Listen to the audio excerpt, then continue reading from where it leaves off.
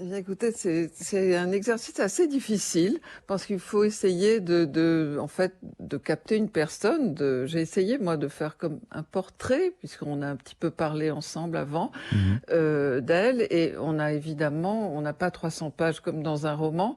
Donc, il faut trouver un refrain et les mots qui marquent, qui la caractérisent. En tout cas, c'est ce que j'ai essayé de faire. C'est un exercice très différent. Comment est-ce que vous avez été contacté au départ?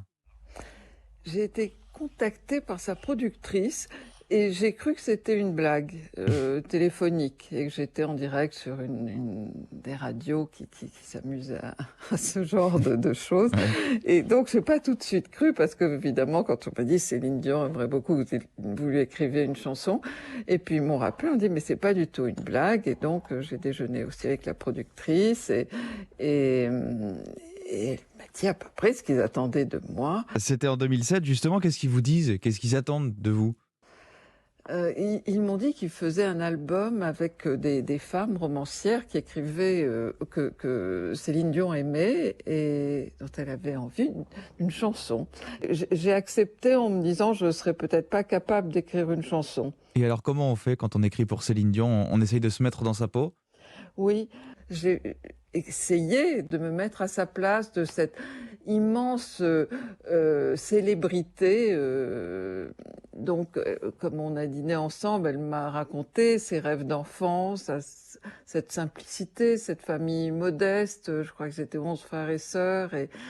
Et elle m'a raconté un souvenir que le matin, sur le poêle de la cuisine, avant qu'ils aillent tous à l'école, sa mère mettait les petits pains et les chaussettes à chauffer, les uns à côté des autres. Mmh. D'ailleurs, elle m'avait invité à dîner à Las Vegas avec 3 de ses romancières et on devait toutes raconter un souvenir. Et elle avait raconté celui-là. C'était un peu psycho.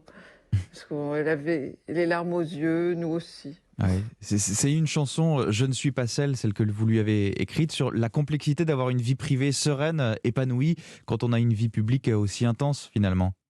Exactement. En fait, c'est ce que j'ai ressenti. J'avais envie d'écrire sur ce sujet-là. Parce qu'en général, mes sujets de romans, personne ne me les impose. Donc, ils viennent de moi. Et au fond, c'est un vrai sujet. C'est évidemment quelque chose qui m'intéressait de savoir, Mmh. comment elle faisait, oui.